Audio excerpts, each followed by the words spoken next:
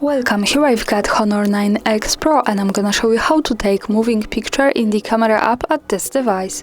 So at first we have to tap on a camera button to open it, and for now we are in the standard photo mode. Let's change it by using this settings bar and just simply going to the right to more. Here we have access to other modes of this camera, and one of these is the moving picture mode, so let's pick it.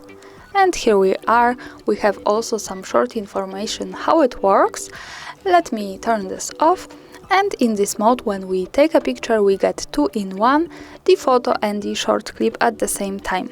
Let me show you how it works by taking a picture. So this is my object. Maybe let me give some space to my camera. And now we have the focusing on it. So let's go back to this view, and to see the photo let's move to the left to this button. When we pick it we get quick access to the gallery. This is the photo. To play the short clip we have to tap on this button, the second from the right, and this is how it looks like. Let's play it again.